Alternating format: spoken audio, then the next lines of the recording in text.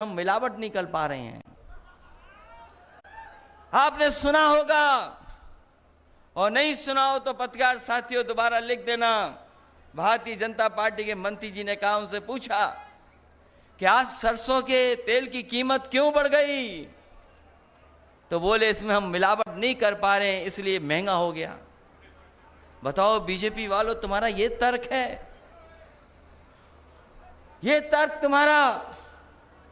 कह रहे थे कि हम अर्थव्यवस्था को कहां पहुंचा देंगे। दिल्ली वाले कह रहे थे $5 ट्रिलियन इकोनॉमी की। हम लोग तो गिनती नहीं कर सकते, हिसाब किताब नहीं लगा सकते $5 ट्रिलियन की। और हमारे उत्तर प्रदेश के मुख्यमंत्री वैसे ही नकल कर लेते हैं।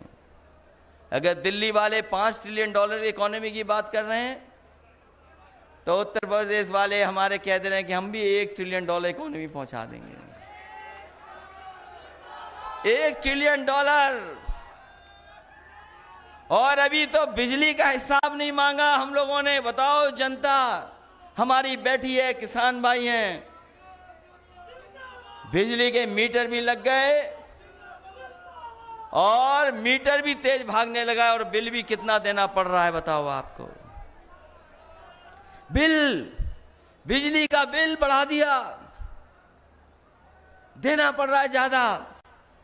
अगर इन चीजों का हिसाब किताब लगाओ तो क्या किसान भाइयों 500 रुपए आपका सम्मान है? आप हिसाब किताब लगाओ इन चीजों का। क्या 500 रुपया महीना जो आपको मिल रहा है वो कोई सम्मान है आपका? ये सम्मान नहीं दे रहे हैं।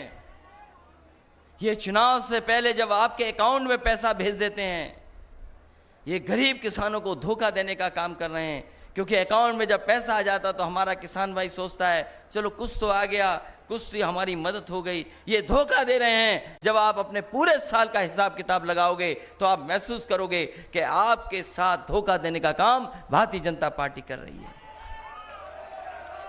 धोखा है। और जिस समय गरीबों को सबसे ज्यादा जरूरत थी,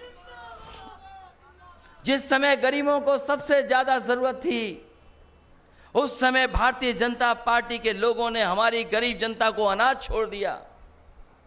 कैसे भूल जाओगे कोरोना? कैसे भूलोगे?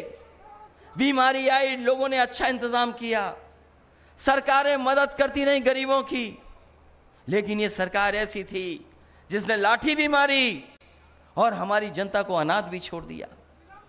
न जाने कितने लोगों की जान चली गई, न दवाई दे पाए, न अस्पताल में बेड दे पाए और न ही ऑक्सीजन का सिलेंडर दे पाए। लोग अपने आप भागते रहे। कोई सिलेंडर के लिए भाग रहा था, कोई अस्पताल में भर्ती कराने के लिए भाग रहा था, कोई लाइन लगा करके अस्पतालों में दवाई के लिए भाग रहा था।